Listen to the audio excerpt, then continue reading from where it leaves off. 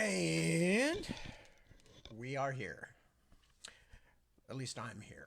Well, and there's a few other people who are here too, so that means we are getting to be here. We are becoming here. Good evening. It is Sunday evening here in semi-sunny California. Actually, it was pretty sunny today. It was nice. And we are um, bum, bum, bum, bum, bum, bum. We are about to begin. So I am going to be reading. My name is Tad. I'm sure most of you know that because we tend to have a similar group of people here. So it's probably kind of pointless at this time to keep saying it. But I figure every now and then there might be somebody new show up and go, who is this weird guy with no hair and why is he here and what is he doing? That's the answer. Is mostly I'm just here talking and reading. And we've been doing this since the pandemic began way back when, which, God bless, it's been a long time. We were just, as many of you will be aware, I did not do my normal reading at 1 a.m. Because we went to a party at some friend's house. But we were talking with many of the other people there about this kind of weird ellipses in the center of everybody's lives, and of course has a much bigger effect on young people. And many of us were parents, and that was one of the reasons we were talking about it. Excuse me, but it definitely has been strange even for the adults. You know, there's like for a lot of us, I think, that last several years have just been this kind of odd interregnum, this kind of just blank. And, things happen, but at a different pace than they normally do, or not at all because of the pandemic, or, it's very strange. And it has been very strange. It's really interesting, and it'll be very interesting to see what the long-term effect is sociologically.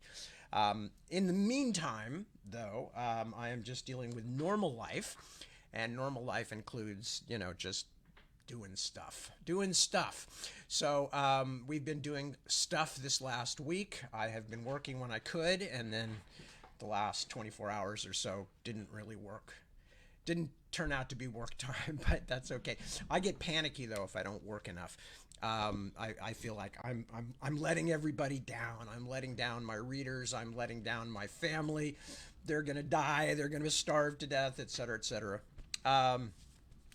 The only person who seems to feel quite that way about things is large dog Johnny, who is also prone to immediate fits of worry.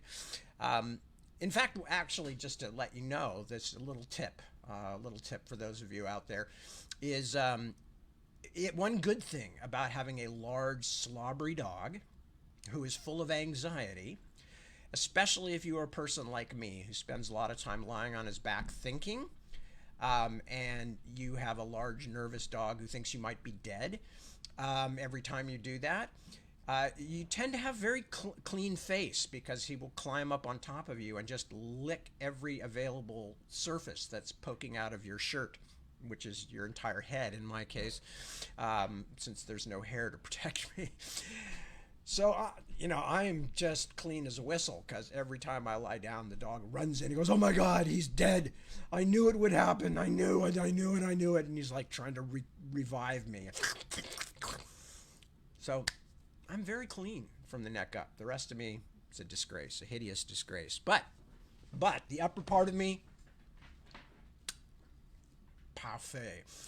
Anyway, so what else is there that I would want to talk about this week? Not really much. Just we're doing the stuff here. We're hurtling downhill toward the last loop of the roller coaster, which is Deb's birthday, Christmas, New Year's, which all happen in succession, bang, bang, bang.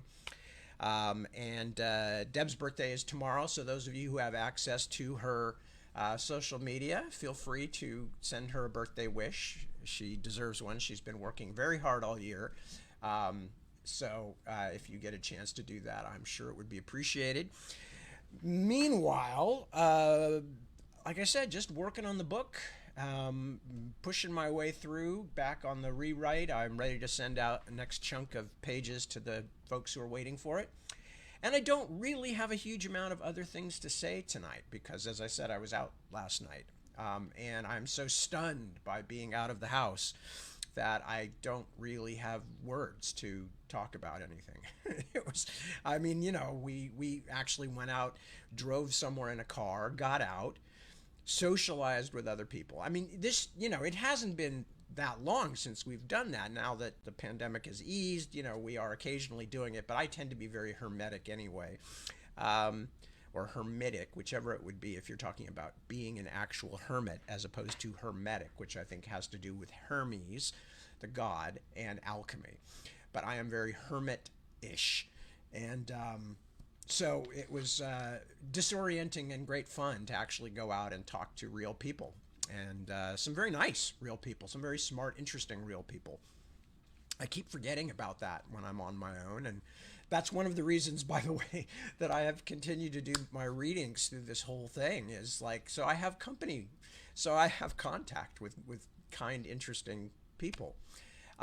So anyway, that's what we did. And as a result, my brain is just fuzzy. There's nothing there that I can tell you about anything interesting that's been happening, just the usual stuff. So I'm going to say hello to everybody, and then I'm going to start reading early for once. That's my plan anyway. So, although by the time I finish saying hello to everybody, God knows what time it'll be. So, but I'm going to give it a shot to get some actual reading done. First up is Medardo, and Medardo sounds very excited about the World Cup game, which I didn't see. I thought it was later in the day, and I got up, after doing various things and went and finally opened the news, and it had already happened. So, but I'm a big Lionel Messi fan, so that's okay with me. Nothing against France. Nothing against France. My French friends. Nothing against France. But I do think Messi deserved at least one World Cup. So that's a good thing. Anyway, who else is out? So hello, Medardo. Good to have you with us. Ray, hello. Greetings, greetings. Penny, hello. Mr. Unangst. Okay. That's the way we have to address each other. It's just a thing. Don't worry about it. I'm not angry with him. Well, I am angry with him. I'm angry with him just for being Jerry. So I have to address him that way. Mr. Unangst. Anyway. Jared, hello. And you're very welcome for the readings, and happy holidays to you too, whatever you celebrate. I am not either one of those people who gets bent out of shape when somebody says Merry Christmas, because in fact we celebrate Christmas, but I don't care. People could say anything to me. They can wish me a happy Festivus or a happy Kwanzaa or, a happy Hanukkah. Do you know there's no way to spell Hanukkah correctly, really, because it's not originally obviously a word in the English with English letters. So there's like 28 different spellings of Hanukkah. I think that's very cool, by the way. That's the kind of thing that I really like. Anyway, so yeah, no, happy holidays, absolutely. And the whole idea of happy holidays being some kind of a insult to Christians is just the silliest thing I have ever heard. No, it's not the silliest thing. God, not after the last 8 years or so. But it's one of the silliest things I've ever heard. The idea that saying happy holidays, which people have been saying since forever, which I remember back in the 60s in elementary school singing a song in choir that was called Happy Holidays. And it stuck in my mind because as we were singing it at one rehearsal morning, very early and very cold, a young woman, a very young girl, probably like second or third grader, in the standing on the risers behind us as the child choir was practicing, got super sick. It was horrible, and it was like happy holiday like that, and the whole everybody scattered screaming. It was. Anyway, this was a traumatic moment from my childhood.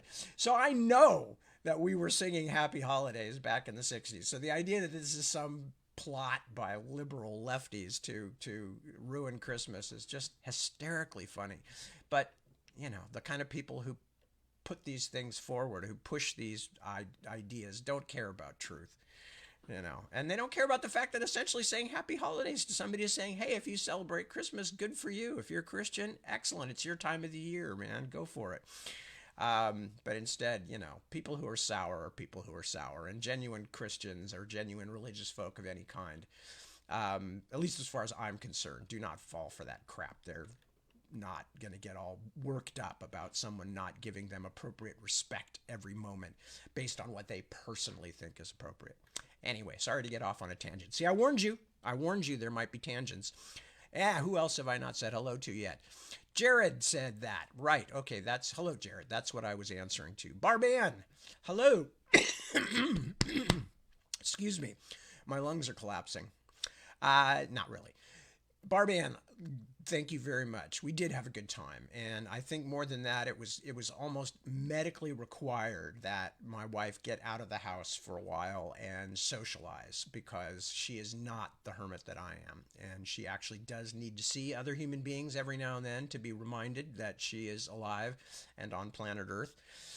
So it was something we definitely needed to do, and we had a lovely time. And the people we went to go see are good friends of ours, the writer Michael Marshall Smith and his wife Paula, who is herself a very skilled herbalist, and a lot of really interesting people from their circle and stuff like that. So it was really a nice time. And as I said again, it was absolutely necessary to get poor Deb out of this house because she is not as much of a vole, a mole, a gopher as I am, just dug down for the winter. Who else? Hello, Annie. Good to see you. Happy holidays to you too. Ron, hello, buddy. I got your email, and I sent you back a quick email, but I'll send you more later. Ray says no sound yet. Are you guys really telling me there's no sound? It's got my thing is working just fine on my end. Nobody else seems to be complaining about it. No. Okay. So sound seems to be all right. All right. Who else is here? Who have I not said hello to yet? My mom, Emily, hello, hello. Did I say hello to you, Ray? Hello, Ray. Emily, good to see you. Happy almost solstice. Christy, hello. Claudia, hello, hello. Tim, greetings to you. Steve, hi. How are you? Tracy, hello, hello. Glad you're here. Kristen, hi, Kristen. Susan, hello, Tad, and Lily. Did you hear that, Lily? You got a shout out. Thank you for chatting with and reading to you. I am very happy to do that. As I said, I don't have enough contact with human beings otherwise. And the pets they're lovely, but let's face it, they're crap conversationalists. Okay, who else is there? Angie, hello, hello.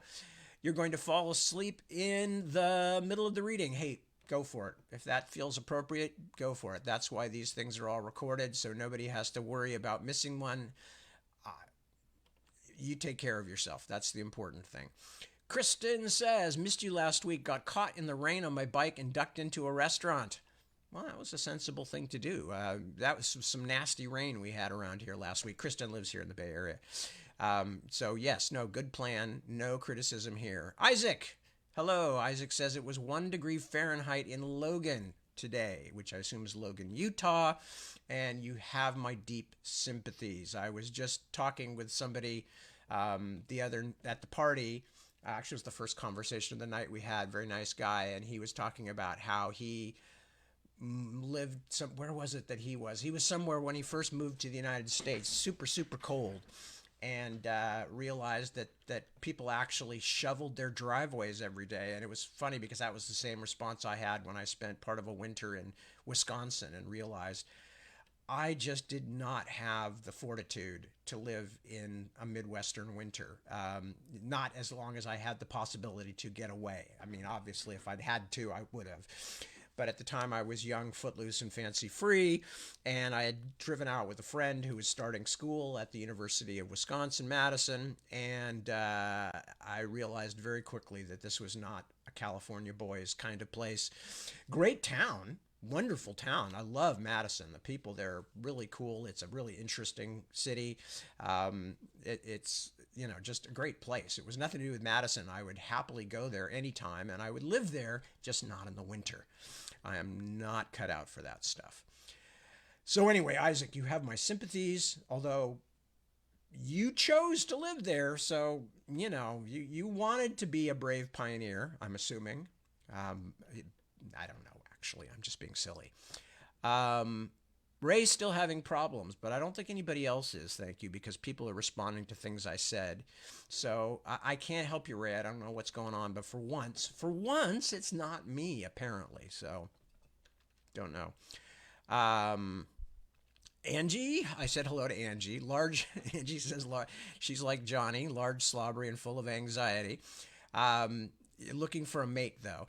Well, Johnny's doesn't have a mate either. He's got a tiny, extremely superior Napoleonic Chihuahua who is his technical senior. And Johnny has very confused and complicated feelings about. And other than that, Johnny's fixed. So the whole mate thing isn't going to happen anyway. But I am his mom, I guess, for lack of a better term, and so he's very close to me. Close to me sometimes, like literally sitting on my head. You know, as I said, he's an anxious dog. He hates weird noises. He hates things falling down. When you open the pantry, he skitters out of the room in case a box of cereal falls out, as happens once every 3 or 4 months. But he clearly was traumatized by something as a pup, and since we don't know anything much about him, he was a rescue. All our pets now are rescues, not because we got rid of the non-rescue things, but we haven't brought in a non-rescue pet for a long time. So gradually, just through the attrition of age, our non-rescue pets have all, what is it? The pet owners say they've gone over the Rainbow Bridge. But the thing is, see, I grew up with Marvel Comics. So as far as I'm concerned, when you cross the Rainbow Bridge, you don't go to pet heaven. You go to Asgard and you hang out with Thor and Loki and Odin and Lady Sif and all those people. So that always confuses me. But anyway, you get the general idea. We only have rescues. We don't know about their history. They're all weird. That's all we know for certain, is that they're all weird. But then again, our whole family is somewhat divergent in terms of our weirdness. So, it works out. Let me see. Who else have we got in here? Said hello. Pierre Danger Fuqua. Hello. Good to see you. Emily, I did say tomorrow the 19th. If you're talking about Deb's special day, Deb's anniversary of life, it is the 19th. Yes. Tim, if you don't have your wife on social media, can you pass on our best wishes for her birthday, please? If you don't have my wife on social media, you are missing somebody who does a much more thorough and interesting job with social media than I do. Deb's Twitter is a three-ring circus generally, full of her opinions and interests and occasionally stuff about us and our life and all kinds of stuff. So if you don't, I think she's under, she's under Mrs. Tad. This was not my choice, by the way. I hasten to say, just as Deborah keeping her last name was never something we talked about. I just assumed she would, and her being Mrs. Tad on Twitter was her choice and rather surprised me. I hasten to say this because I come from a long line of very strong women, married a very strong woman, and would never expect anything else than a woman to assert her selfhood. So Mrs. Tad was not me going, well, you have to put my name on it. Anyway, but Deb is Mrs. Tad on Twitter. If you ever are on Twitter, she is worth the e-ticket ride. So anyway, but if not, I will. I hear your underlying point, and I will pass along best wishes to her from Tim, from you and others. Chelsea, hello, Chelsea Jean Reese Robinson. Ooh, cool name. All right, very good. Thank you for joining us. Lovely to see you. Angie points out that they sang Happy Holidays in Holiday Inn in the 1940s. That's exactly right, of course. Yeah, now that I think of it, because that's why we had the song. Because I think it's an old Cole Porter song, like all the Holiday Inn music was. Because of course, for those of you who don't know this little bit of trivia, the movie Holiday Inn was where White Christmas first was offered to the general public, and then they, because of the success of it, they later made an entire movie around it called White Christmas, which is a Christmas tradition in our household because I started watching it when I was a kid, and my daughter actually contacted me and said, when we're there this year, can you and I watch White Christmas together? And my old father's heart warmed, and I went, oh, of course, honey, absolutely. Although I've seen it so many times now, it really is just a ritual. It's like watching The Wizard of Oz or, well, nowadays, Christmas Story or Elf, any of these holiday things that, what I don't get to watch, irritatingly, is The Lemon Drop Kid, which was another big Christmas movie when I was young. Bob Hope, and it's based on a Damon Runyon story. And Damon Runyon, of course, one of my favorite writers. The Guys and Dolls, the musical, is based on Damon Runyon's short stories about gamblers and other kind of quasi criminals on Broadway in the 1920s and 30s. And The Lemon Drop Kid is actually a really cool, really funny movie, and that's the movie the song, the Christmas carol Silver Bells comes from. But you can never find it anymore. White Christmas shows up every year on, the Turner networks and stuff like that. Lemon Drop Kid you never see anymore, and it's too bad because it's actually a pretty cool movie. But if you do see it going past, and if you have any stomach at all for pretty good 1940s holiday comedies, it's a good one because it's got an actual story to it. It's not, as I said, it's a Damon Runyon thing. So it's about grifters and small time punks and crooks and sentiment and true love and all that stuff that Christmas movies should be about. Anyway, I see I've gone off course again. Who have I not said hello to? Tiffany, hello, hi, good to see you. All right, James, good to see you too, buddy. Lots of love from our house to yours. Kristen's got sound. Isaac moved out of Humboldt County. Well, I can see if you don't like rain. That's actually where our daughter and her partner are living now, is Humboldt County. So, but I can understand if you're not a rain person, it's not quite as bad as moving to Seattle, but you're definitely into the rain belt there. Connie, checking in from Minnesota. Hello, good to see you. Oh, that's different. Good to have you with us. Roy, could be worse. Your poor wife hyphenated. Oh, my first wife hyphenated, and this was back in the 80s, at a time when really nobody did that, and none of the computers for like credit cards and stuff could deal with it, and it just screwed everything up. It was ridiculous. It was another thing I didn't ask for. I did not particularly say, oh, you should take my name as well as your name. I honestly could care less about that stuff. One of my good friends took his wife's name because he didn't particularly like his last name. So I'm cool with all of it. Whatever floats your boat or finds your lost remote, as Andre 3000 once put it. Let's see. What else have we got? I said hi to Connie. Roy. I said hello to Roy, who said his wife hyphenated. Timothy Roberts. Hello. If I didn't say hello to you either. Lori, checking in from Nova Scotia. Good to see you. And Nathan. Excellent. Good to see you too, Nathan. I'm glad you are excited for the new series, and I hope it meets your expectations. So, here we are. I have said hello to most everybody who has checked in, and as a result, I am going to start reading. And we were in the middle of a section last week where Joshua had just found out from the Nabani contingent that Naban was going to bring support to Joshua in his fight against his brother, King Elias. And this is significant because it led to the next scene where Joshua has discovered that we never really kind of have a term in the medieval sense. Leman might be an old-fashioned term that worked there, but it's basically his girlfriend, his woman friend, Vorsheva, who we don't find out about more until later in this story, so we won't learn much about her here in the first volume, the Dragonbone chair.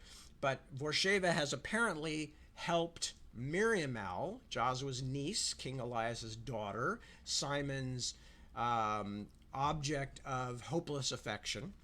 He has helped her to escape the castle with a renegade monk. That's Joshua's castle. And so Joshua is, of course, very upset about this. So let me go back and start reading there. Joshua moved forward into the chamber, swinging the heavy door shut behind him without a look back. His Grimner, nimble despite his years and girth, stepped out of its way. Good Vorsheva, do not treat me as though I were one of the wagon boys you grew up with. All I have heard from you is how the poor princess is sad. The poor princess is missing her family. Now, Miriamel is gone out the gate with some villain, and some other confederate has used my seal ring to give her safe passage. I am no fool." The dark-haired woman returned his stare for a moment. Then her lip began to tremble. Angry tears started in her eyes as she sat back down, long skirts rustling. "Very well, Prince Joshua," she said. "Cut my head off if you like. I have helped the poor girl to go away to her family in Naban. If you were not so heartless, you would have sent her yourself with armed men to escort. Instead, all she has for company is a kind monk." She pulled a kerchief from the bosom of her dress and dabbed her eyes. "Still, she is happier that way than to be cooped up here like a bird in a cage." "Tears of Elysia!" Joshua swore, throwing his hand in the air. "You foolish woman! Miriamel wanted only to play at being an emissary. She thought to find glory by bringing her Nabanai relatives into this struggle on my side. Perhaps it is not fair to say glory, Joshua," Isgrimner cautioned. "I think the princess honestly means to help." "And what is wrong with that?" asked Vorsheva defiantly. "You need the help of Naban, do you not? Or are you too proud? God, help me! The Nabanai are with us already. Do you understand? I have just seen Baron de Versailles an hour gone. But now the High King's daughter is out needlessly wandering the land somewhere, with all of her father's troops about to go into the field, and his spies swarming everywhere like maggot flies." Joshua waved his arms in frustration, then slumped into his chair, long legs stretched before him. "It is too much for me, Isgrimner," he said wearily, "and you wonder why I do not declare myself a rival for Elias's throne. I cannot even keep a young girl safely under my roof." Isgrimner smiled dolefully. "Her father didn't have much luck in keeping her either, as I recall. Still," the prince brought his hand up to knead his brow, "you Cyrus, my very head throbs with it all." Now, Joshua," the duke said, casting a look at the others to warn them to keep silence, "all is not lost. We must simply put a troop of good men out to beat the bushes for Miriamel and this monk, this Cedric, or whatever." "Cadrak," said Joshua tonelessly. "Yes, then Cadrak. Well, a young girl and a holy friar cannot move that quickly afoot. We shall simply put some men to horse and get after them." "Unless the Lady Vorsheva here has hidden horses for them as well," Joshua said sourly. He sat up. "You haven't, have you?" Vorsheva could not meet his gaze. "Merciful Adon," Joshua swore. "That is the final trick. I shall send you back to your barbarian father in a sack, you wildcat." "Prince Joshua?" It was the harper. When he got no response, he cleared his throat and tried again. "My prince—" "What?" Joshua said irritably. "Yes, you may go. I will have words with you later. Go."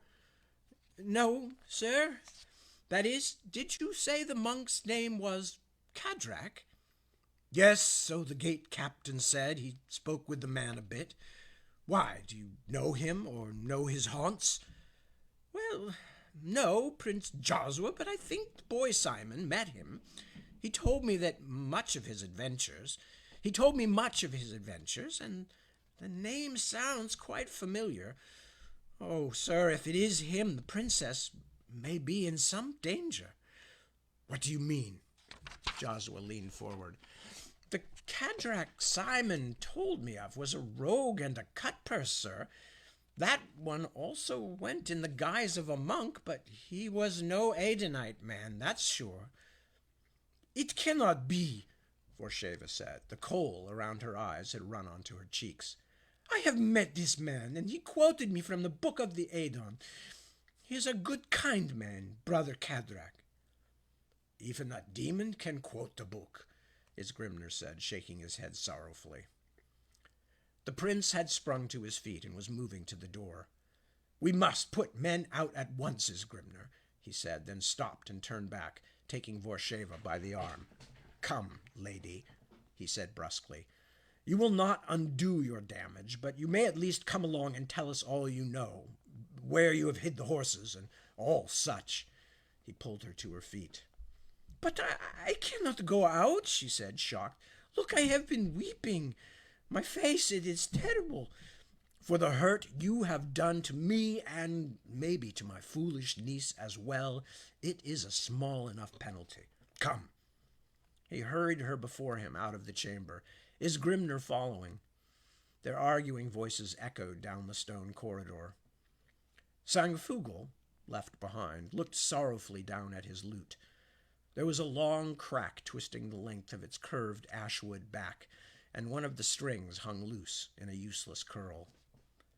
Scant music but sour will be made tonight, he said. It was still an hour before dawn when her father Luth came to her bedside.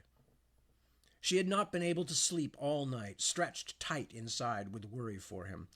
But as he bent over to touch her arm, she pretended sleep, wanting to spare him the only thing left from which she could spare him, the knowledge of her own great fear. Megwin, he said softly. Her eyes shut fast. She fought the urge to reach up and hug him tight. Full armored but for his helmet, as she knew from the sound of his walk and the scent of polishing oil, he might have trouble straightening up again if she pulled him down so close. Even the parting she could stand, bitter though it was. The thought of him, showing his weariness and his age, this night of all nights, she could not. Is that you, father? She said at last. It is. And you're going now? I must. The sun will be up soon, and we hope to reach the edge of the Combwood by mid-morning. She sat up. The fire had burned out, and even with her eyes open she could not see much. Faintly, through the walls, she could hear the sound of her stepmother, Inawin, sobbing. Megwin felt a twinge of anger at such a display made of grief. Brynhild's shield over you, father, she said, reaching out a blind hand to find his battered face. I wish I was a son to fight at your side. She felt his lips curl beneath her fingers. Ah, Megwin, you were ever a fierce one. Have you not duty enough here? It will not be easy being mistress of the Teg while I'm gone. You forget your wife. Luth smiled again in the dark. I do not. You are strong, Megwin, stronger than she. You must lend her some of your strength. She usually gets what she wants. The king's voice was gentle, but he caught her wrist in a firm hand. Don't, daughter. Along with Gwydden, you are the three I love most in all the world. Help her. Megwin hated to cry.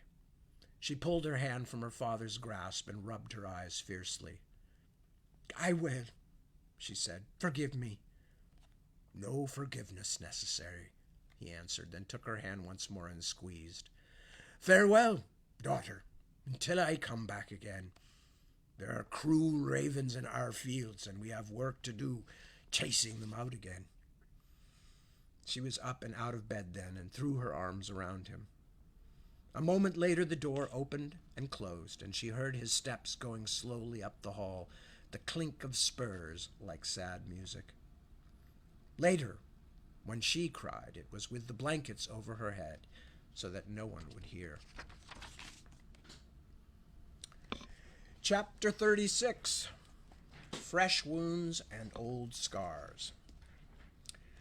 The horses were more than a little afraid of Kantaka, so Binibik rode the great gray wolf well ahead of Simon and the others, carrying a hooded lamp to show the way in the blanketing darkness.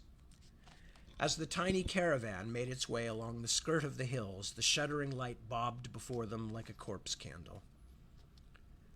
The moon cowered within its nest of clouds, and their progress was slow and cautious. Between the gentle jogging rhythm of the horse beneath him and the feel of its warm, broad back, Simon nearly fell asleep several times, only to be startled awake by thin, scrabbling fingers at his face, the branches of close hovering trees. There was little talk. From time to time one of the men whispered a word of encouragement to his mount, or Bennebic called back softly to warn of some upcoming obstacle. But for those sounds, and the muffled percussion of hoofbeats, they might have been a gray pilgrimage of lost souls. When the moonlight finally began to seep through a rent in the cloud ceiling not long before dawn, they stopped to make camp. Vaporous breath caught the moon's glow, making it seem they exhaled silver-blue clouds as they tied up their mounts and the 2 pack horses. They lit no fire. Ethelburn took first watch. The others, wrapped in their heavy cloaks, curled up on the damp ground to snatch what sleep they could. Simon awoke to a morning sky like thin gruel, and nose and ears that seemed to have magically turned to ice in the night. As he crouched by the small fire, chewing the bread and hard cheese Bennebic had doled out, Sludig sat down beside him. The young Rimmersman's cheeks were polished red by the brisk wind. "This is like our early spring weather back in my home," he grinned, skewering a heel of bread on the long blade of his knife and holding it over the flame. "It makes a man of you quick, you will see." "I hope that there are other ways of becoming a man besides freezing to death," Simon grunted. Simon grunted. Let me say that sentence again. That was really not good. "I hope there are other ways of becoming a man besides freezing to death," Simon grunted, rubbing his hands together. "You can kill a bear with a spear," Sludig said. "We do that also." Simon could not tell whether he was joking. Bennebic, who had just sent Kantaka off to hunt, came over and sat down cross-legged. "Well, the 2 of you, are you ready to be at hard riding today?" he said. Simon did not respond, since his mouth was full of bread. When a moment later Sludig had not answered either, Simon looked up. The Rimmersman was staring straight into the fire, his mouth in a set, straight line. The silence was uncomfortable. Simon swallowed. "I suppose so, Bennebic," he said quickly. "Do we have far to go?" Bennebic smiled blithely, as though the Rimmersman's silence were perfectly natural. "We will be going as far as we shall wish. Today it seems good to ride long, since the skies are clear. Sooner than we are wishing, we may be found by rain and snow." Do we know where we're headed?" "In part, friend Simon." Bennebic took a length of twig from the outskirts of the fire pit and began to scratch lines in the moist earth. "Here is standing Naglemund," he said, drawing a rough circle. He then made a line of scallop shapes, starting at the circle's right flank and extending up for some distance. "That's the Veldhelm. This cross is being us here." He made a mark not too far past the circle. Then, in quick succession, he drew a large oval near the far end of the mountains, a few smaller circles scattered around its rim, and what seemed to be another line of hills out beyond. "So, then," he said, hunkering down close over his furrowed patch of ground, "soon it is we shall be approaching this lake." He indicated the large elliptical shape, "which is called Trorshull." Sludig, who seemingly against his will had leaned over to look, straightened up. "Drorshalfen, the lake of Dror's hammer." He frowned and tilted forward once more, making a dot with his finger along the lake's western rim. "There is Vesvenby, the Daneland of that traitor Storfot. I would very much like to pass through there by night." He wiped the breadcrumbs from the blade of his dagger and held it up to catch the weak firelight. "We will not, however, be going to there," Bennebic said sternly. "And for you, revenge must wait. We are passing to the other side, past Holnir, to Hestad. Nearby where is the Abbey of Saint Skendi. Then, most likely up across the plain of the north toward the mountains. No stopping before for cutting of throats. He pushed his stick up beyond the lake toward the row of rounded shapes. That is because you trolls do not understand honor, Sludig said bitterly, staring at Benedict from beneath his thick blonde eyebrows. Sludig, Simon said pleadingly, but Benedict did not respond to the man's baiting. We are having a task to perform, the troll responded calmly. Is Grimner your duke wishes it, and his will is not served with faithfulness by creeping off at night times to slit the throat of Storfot.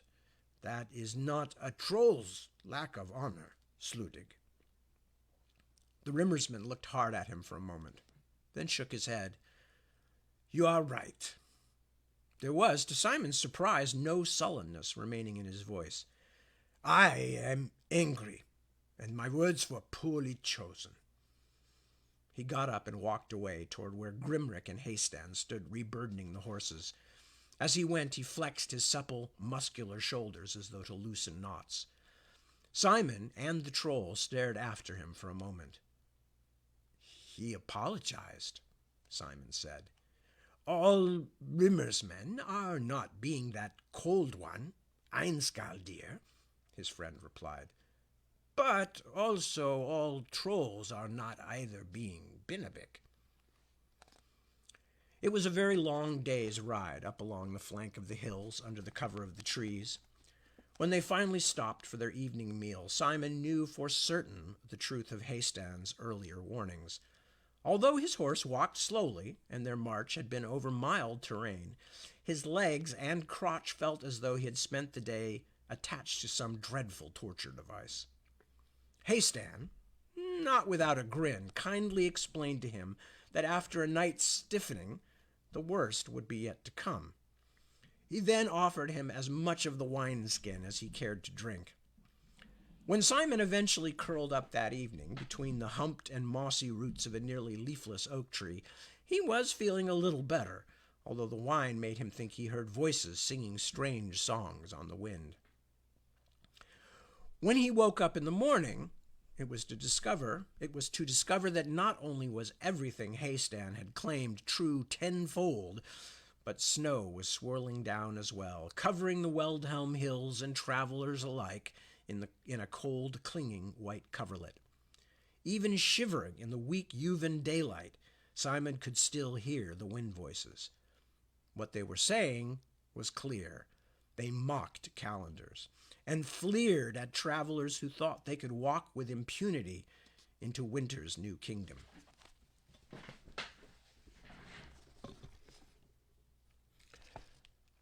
The Princess Miriamel stared with horror at the scene spread before her. What had been, since the beginning of the morning's ride, a riot of colors and black smoke on the horizon, now lay clear as she and Kadrak stood on the hillside overlooking the Inniscrick. It was a tapestry of death, woven in flesh and metal and shredded earth. Merciful Alicia, she gasped, reining in her shying horse. What has happened here? Is this my father's work? The small, round man squinted, mouth working for a moment in what the princess took for silent prayer. Most of the dead are Hernistery, my lady, he said at last, and I'm guessing the others are Rimmersmen, from the look of them. He frowned on the scene below as a group of startled ravens all leaped up at once like a clutch of flies, circled, and then settled again. It appears the battle, or the retreating part of it, has moved away west. Miriamel found her eyes filling with frightened tears and reached up a fist to scour them away. The survivors must be falling back to Hernisadarg, to the Teg. Why has this happened? Has everyone gone mad? Everyone was mad already, my lady, Kadrak said with a strange, sorrowful smile. It is merely that the times have brought it out in them. They had ridden swiftly for the first day and a half, pushing the Lady Vorsheva's horses to their gasping limit until they reached and crossed the Greenwade River at its upper fork, some 25 leagues southwest of Nagleman. They then slowed their pace, giving the horses a chance to rest in case they should again need to ride in haste. Miriamel rode well, in the manly style which was appropriate to the garments she wore, the breeches and jerkin in which she had disguised herself in her escape from the hayhold. Her shorn hair was again black-dyed, although little of it showed beneath the traveling hood, worn as much against the cold as against discovery.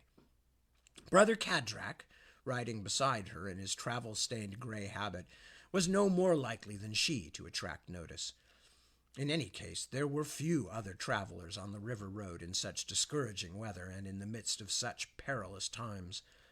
The princess had begun to feel quite confident that their escape was safely effected.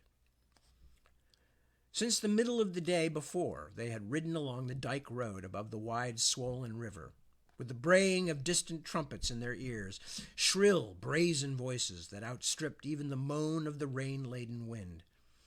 At first it was frightening, raising the specter of some vengeful troop of her uncles or her fathers at their heels. But soon it became apparent that she and Cadrak were approaching the source of the clamor, rather than the reverse. Then, this morning, they had seen the first signature of battle, lonely trails of black smoke inking the now calm sky. "Isn't there anything we can do?" Miriamel asked, dismounted and standing beside her gently blowing horse. But for the birds, the scene below them was as motionless as if carved in gray and red stone. "And what might we do, my lady?" Cadrak asked, still asaddle. He took a swig from his wineskin. "I don't know. You're a priest. Mustn't you say a manza for their souls?" "For whose souls, princess? Those of my pagan countrymen, or those of the good Adenites from Rimmersgard who've come down to pay this call on them?" His bitter words seemed to hang like smoke. Miriamel turned to stare at the little man, whose eyes now seemed quite unlike those of the jocular companion of the last few days. When he told stories or sang his Hernestiri riding and drinking songs, he fairly glittered with cheer. Now he looked like a man savoring the doubtful victory of a dire prophecy fulfilled. "All Hernestiri are not pagans," she said, angry with his strange mood. "You yourself are an Adenite monk. Should I go down, then, and ask who is pagan and who is not?" He waved a plump hand at the unmoving spectacle of carnage. "No, my lady. The only work still to be done here will be done by scavengers." He prodded his horse with his heels and rode ahead a short distance. Miriamel stood and stared, pressing her cheek against the horse's neck. "Surely no religious man could stand by and see such a scene unmoved," she called after him. "Even that red monster Pyrates." Cadrak hunched at the mention of the king's counselor, as if struck in the back, then rode a few more paces before stopping to sit for a while in silence. "Come, lady," he said at last over his shoulder. "We must get down from this hillside where we are in such plain view. Not all scavengers are feathered. Some go on 2 legs. Dry-eyed now, the princess shrugged wordlessly and clambered back into the saddle, following the monk down the forested slope that ran beside the bloodied Inniscrick. As he slept that night, in their camp on the hillside, above the flat white treeless expanse of Drorshole Lake, Simon dreamed again of the wheel. Once more he found himself snagged helplessly, tossed about like a child's doll of rags, lifted aloft on the wheel's vast rim. Cold winds buffeted him, and shards of ice scored his face as he was drawn up into freezing blackness. At the summit of the ponderous revolution, wind-ripped and bleeding, he saw a gleam in the darkness, a luminous vertical stripe that reached from the impenetrable blackness above to the equally murky depths below. It was a white tree, whose broad trunk and thin branches glowed as though stuffed with stars. He tried to pull himself free from the wheel's grip, to leap out toward the beckoning whiteness, but it seemed he was held fast. With one great final effort, he tore loose and jumped. He plunged downward through a universe of glowing leaves, as though he flew among the lamps of the stars. He cried out for blessed Osiris to save him, for God's help, but no hands caught at him as he plummeted through the cold firmament. Holnir, at the slowly freezing lake's eastern rim, was a town empty of even ghosts. Half buried beneath the drifting snows, its houses unroofed by wind and hail, it lay like the carcass of a starved elk beneath dark, indifferent skies. "Have Scully and his ravens so soon wrung the life from all the Northland?" Sludig asked, his eyes wide. "As like they all fled the late frost," Grimrick said, pulling his cloak tight beneath his narrow chin. "Too cold here, too far away from the few roads open." "It is probable Hestad will be the same," Benebik said, urging Kantaka back up the slope. "Good it is that we had no plan to find supplies on our way." Here, at the lake's far end, the hills began to fade, and a great arm of the northern Aldhart reached out to cloak the last low slopes. It was different than the southern part of the forest Simon had seen, and not only because of the snow that now carpeted the forest floor, stealing away the very sound of their passage. Here the trees were straight and tall, dark green pines and spruce that stood like pillars beneath their white mantles, separating wide, shadowy corridors. The riders moved as through pale catacombs, snow sifting down from above like the ash of ages. "There is someone there, Brother Kadrak," Miriamel hissed. She pointed. "There! Can't you see the gleam? It's metal." Kadrak lowered the wineskin and stared. His mouth was stained purplish red at the corners. He scowled and squinted as if to satisfy a whim of hers. A moment later the frown deepened. "By the good God, you're right, Princess," he whispered, drawing back on his reins. "There is something there, sure enough." He handed the traces to her and slipped down onto the thick green grass. Then, with a gestured admonition to silence, he crept forward, using a broad tree trunk to shield his almost equally stout form. He moved to within 100 paces of the glimmering object, craning his neck around to peer at it like a child playing hide-and-seek. After a moment, he turned back and beckoned. Miriamel rode forward, bringing Kadrak's horse beside her own. It was a man who lay, half-propped against the sprawling base of an oak tree, clad in armor that still shone in a few spots despite the fearful battering it had taken. Lying in the grass at his side was the hilt of a shattered sword and a broken pole and green pennant which bore the blazoned white stag of Hernistir. "Alicia, Mother of God," Miriamel said as she hurried forward. "Is he still alive?" Kadrak quickly tied the horses up to one of the oak's arching roots and then moved to her side. "It doesn't look likely." "But he is," the princess said. "Listen, he is breathing." The monk kneeled down to look at the man, whose breath indeed sounded haltingly within the chamber of his half-open helmet. Kadrak tilted up the mask beneath the winged crest to expose a mustached face almost hidden by runnels of dried blood. "Hounds of heaven," Kadrak sighed. "It's Earth Praise, the Count of Cumney." "You know him?" Miriamel said, searching in her saddlebag for the waterskin. She found it and moistened a piece of cloth.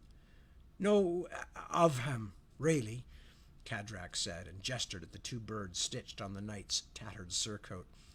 "He's the liege lord of Cumney, near Nadmullach he is. His sign is the twin meadowlarks." Miriamel dabbed at Arthprace's face, while the monk gingerly explored the bloodied rents in his armor. The knight's eyes fluttered. "He's awakening," the princess said, breathing in sharply. "Cadrak, I think he will live." "Not long, lady," the small man said quietly. "There's a wound here, and his belly as wide as my hand. Let me give him the last words, and he can die in peace." The count groaned, and a little blood ran over the rim of his lip. Miriamel tenderly wiped it from his chin. His eyes trembled open. "Then sleuth Macconalbane," the knight muttered in earnest eerie. He coughed weakly, and more blood bubbled onto his lips. "There's a good lad. Did they take the stag?" "What does he mean?" Miriamel whispered. Cadrak pointed to the torn banner on the grass beneath the count's arm. "You rescued it, Count Arthprace," she said, holding her face close to his. "It's safe. What happened?" "Scully's raven warriors. They were everywhere." A long cough, and the knight's eyes opened wider. "Oh, my brave boys. Dead. All dead. Hacked up like... Arthprace gave a painful, dry sob. His eyes stared up at the sky, moving slowly as if tracing the movements of clouds. "And where's the king?" he said at last. "Where's our brave old king? The Gwyrach northerners were all around him. Brynniach wrought them. Brynniach na firth obstruction." "The king," Miriamel whispered. "He must mean Luth." The count's eyes suddenly lit on Cadrak, and for a moment were kindled as though by an inner spark. "Padraig," he said, and lifted a shaking, bloodied hand to lay it on the monk's wrist. Cadrak flinched and made to draw away, but his eyes seemed caught, lit by a strange gleam. "Is it you, Padraig? Fear? Have you come back?" The knight stiffened then and gave vent to a long, racking cough, which brought the red flow up like an underground spring. A moment later, his eyes rolled up beneath his dark lashes. "Dead," Cadrak said after a moment, a harsh note in his voice. "Euthryres, save him, and God comfort his soul." He made the sign of the tree over Arthprace's unmoving breast and stood up. "He called you Padraig," Miriamel said, staring abstractedly at the cloth she now held entirely crimson. "He mistook me," the monk said. "A dying man looking for an old friend. Come, we have no shovels for digging a grave. Let us at least find stones to cover him. I'm told he was a good man." As Cadrak walked away across the clearing, Miriamel carefully pulled the armored gauntlet from Arthprace's hand, then wrapped it in the torn green banner. "Please come and help me, my lady," Cadrak called. "We cannot afford to be spending much time here." "I will come," she said, slipping the bundle into her saddlebag. "This much time we can afford." Okay, and we are not going to finish this chapter or anywhere near it tonight because there's another 5, 6, 7, 8, 9, 10 pages left. So we will use that end of that section as a stopping point. And at that stopping point, I will say thank you. Thank you for joining me. Thank you for those of you who would normally have been listening at 1 o'clock in the morning and have forgiven me for going off and doing something instead of having a proper reading. I'm sorry. I will be back next week at 1 a.m. And I will also be back at 7 p.m. So those of you who usually catch me on this particular time slot, I'll be here. As far as I know. Wait, what is next week? Wait a minute. That's like Christmas. Oh, okay, hang on. If today's the 18th, next Sunday is going to be Christmas. I may not catch you here. Let me let you know during the week what's going on. I have no idea. My family may not even celebrate Christmas on Christmas, in which case, Who knows? You know, maybe I'll read The Gift of the Magi or something. Anyway, so yeah, check in during the week to see what's going on vis-a-vis the reading. I had not realized that, but yeah, it's a week till Christmas. Holy gosh. Holy gosh, I should start shopping. Anyway, all right. So with that, I say thank you. Thank you for being with me. Lovely to see you as always. Be good to yourselves. Be good to your loved ones, your near and dear, your neighbors, people who need it. I will see you next week or something else. So as I said, check in. Until that time, peace. Be good. Thank you so much. Arrivederci, bambini. Okay. Night.